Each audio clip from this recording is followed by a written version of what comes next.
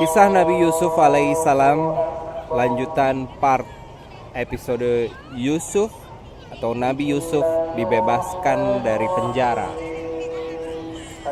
Pada suatu hari, berkumpullah di istana Raja Mesir para pembesar, penasihat, dan para arif bijaksana yang sengaja diundang untuk memberi takbir mimpi yang telah merungsingkan dan menakutkan hatinya. Ia bermimpi seakan-akan melihat 7 ekor sapi betina lain yang kurus-kurus. Di samping itu, ia melihat pula dalam mimpinya 7 butir gandum hijau di samping 7 butir yang lain kering. Tidak seorang daripada pembesar-pembesar yang didatangkan itu yang dapat memberi tafsiran takbir bagi mimpi raja, bahkan sebagian daripada mereka menganggapkannya sebagai mimpi kosong yang tiada berarti dan menganjurkan kepada raja melupakan saja mimpi itu dan menghilangkannya dari pikirannya. Pelayan raja, pemuda teman Yusuf dalam penjara pada masa pertemuan raja dengan para tetamunya, lalu teringat olehnya pesan Nabi Yusuf kepadanya sewaktu ia akan dikeluarkan dari penjara, dan bahwa takbir yang diberikan oleh Nabi Yusuf bagi mimpinya adalah tepat. Telah terjadi sebagaimana telah ditakdirkan. Ia lalu memberanikan diri menghampiri raja dan berkata, "Wahai Paduka, tuanku, hamba mempunyai seorang teman kenalan di dalam penjara yang pandai menakbirkan mimpi. Ia adalah seorang yang cakap, ramah, dan berbudi pekerti luhur. Ia tidak berdosa dan tidak melakukan kesalahan apapun.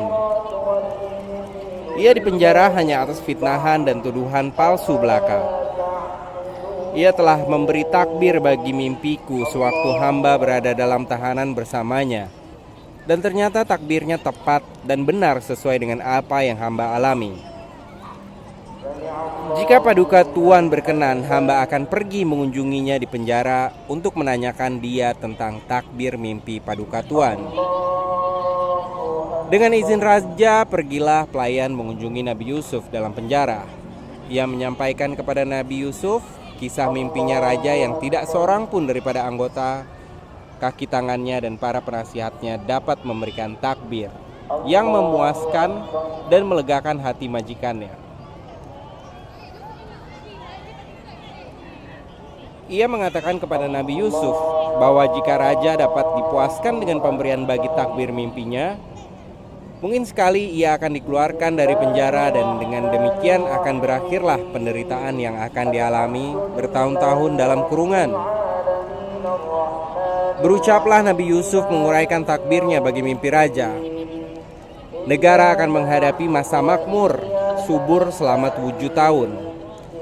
Di mana tumbuh-tumbuhan dan semua tanaman gandum, padi, dan sayur mayur akan mengalami masa menuai yang baik, yang membawa hasil makanan berlimpah ruah. Kemudian menyusup musim kemarau selama 7 tahun berikutnya, di mana sungai Nil tidak memberi air yang cukup bagi ladang-ladang yang kering. Tumbuh-tumbuhan yang tanaman rusak dimakan hama, sedang persediaan bahan makanan. Hasil tuaian tahun-tahun subur itu sudah habis dimakan. Akan tetapi Nabi Yusuf melanjutkan keterangannya. Setelah mengalami kedua musim 7 tahun, itu akan tibalah tahun basah di mana hujan akan turun dengan lebatnya, menyirami tanah-tanah yang kering, dan kembali menghijau, menghasilkan bahan makanan dan buah-buahan yang lezat yang dapat diperah untuk diminum. Maka jika takbirku ini menjadi kenyataan, Nabi Yusuf berkata lebih lanjut, seharusnya kamu menyimpan baik-baik apa yang telah dihasilkan dalam tahun-tahun subur, serta berjimat dalam pemakaiannya untuk persiapan menghadapi masa kering, agar supaya terhindarlah rakyat dari bencana kelaparan dan kesengsaraan. Raja setelah mendengar dari pelayannya apa yang diceritakan oleh Nabi Yusuf tentang mimpinya, merasakan bahwa takbir yang didengarnya itu sangat masuk akal dan dapat dipercayai, bahwa apa yang telah diramalkan oleh Yusuf akan menjadi kenyataan. Ia memperoleh kesan bahwa Yusuf yang telah memberi takbir yang tepat itulah seorang yang pandai dan bijaksana. dan akan sangat berguna bagi negara jikalau didudukan di istana menjadi penasihat dan pembantu kerajaan. Maka disuruh nyala kembali isi pelayan ke penjara untuk membawa Yusuf menghadap kepadanya di istana.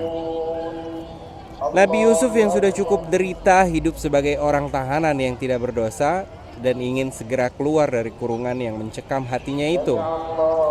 Namun ia enggan keluar dari penjara sebelum peristiwanya dengan istri kedua polis negara dijernihkan lebih dahulu, dan sebelum tuduhan serta fitnahan yang ditimpakan ke atas dirinya diterangkan kepalsuannya. Nabi Yusuf ingin keluar dari penjara sebagai orang yang suci, bersih, dan bahwa dosa yang diletakkan kepada dirinya adalah fitnahan dan tipu daya yang bertujuan menutupi dosa istri ketua polis negara sendiri. Raja Mesir yang sudah banyak mendengar tentang Nabi Yusuf dan terkesan oleh takbir yang diberikan bagi mimpinya secara terperinci dan menyeluruh makin merasa hormat kepadanya.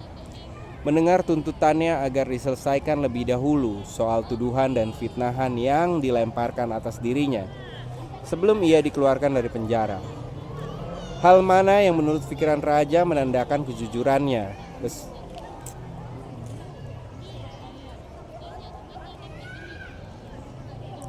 kesucian hatinya dan kebesaran jiwanya bahwa ia tidak ingin dibebaskan atas dasar pengampunan, tetapi ingin dibebaskan karena ia bersih dan tidak bersalah serta tidak berdosa.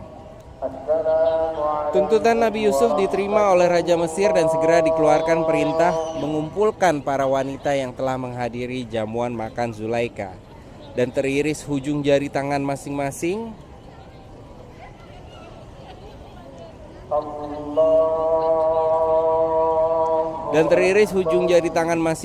ketika melihat wajahnya.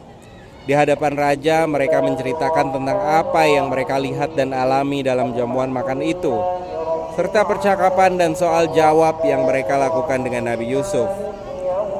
Mereka menyatakan pesan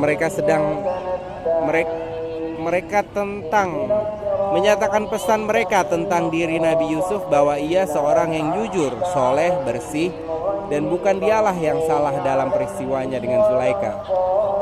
Zulaikha pun dalam pertemuan itu mengakui bahwa memang dialah yang berdosa dalam peristiwanya dengan Yusuf, dan dialah yang menganjurkan kepada suaminya agar memenjarakan Yusuf untuk memberikan gambaran palsu kepada masyarakat bahwa dialah yang salah dan bahwa dialah yang memperkosa kehormatannya.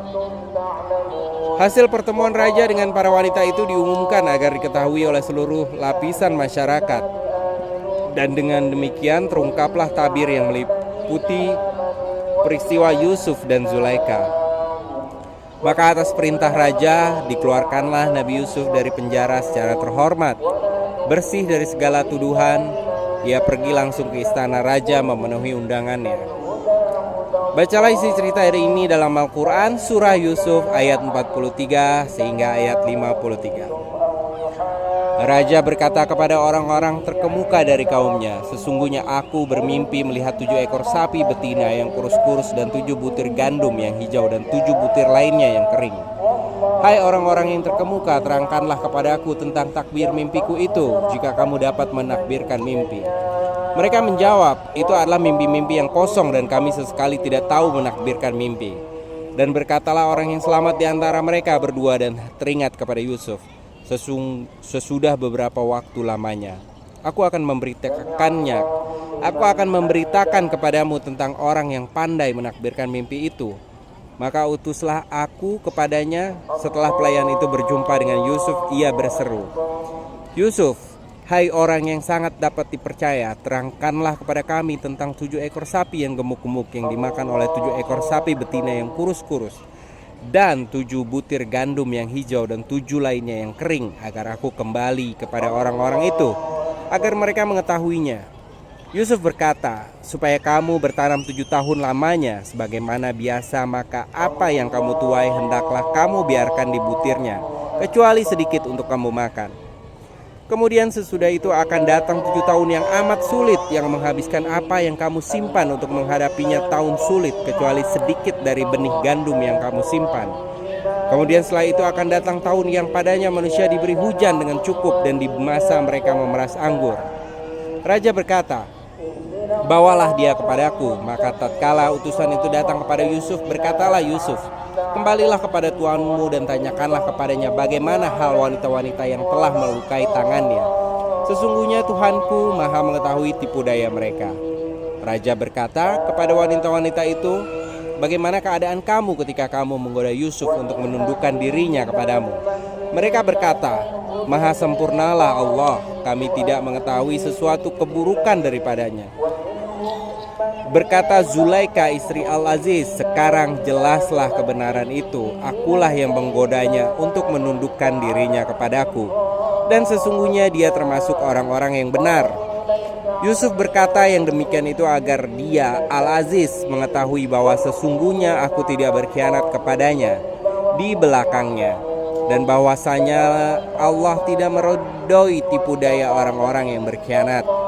Dan aku tidak membebaskan diriku dari kesalahan, karena sesungguhnya nafsu itu selalu menyuruh kepada kejahatan, kecuali nafsu yang diberi rahmat oleh Tuhanku. Sesungguhnya Tuhanku maha pengampun lagi maha penyayang. Cukup sekian dan terima kasih. Kita lanjutkan esok hari karena udah hampir 11 menit, 12 menit. Sampai jumpa. Assalamualaikum. Bye.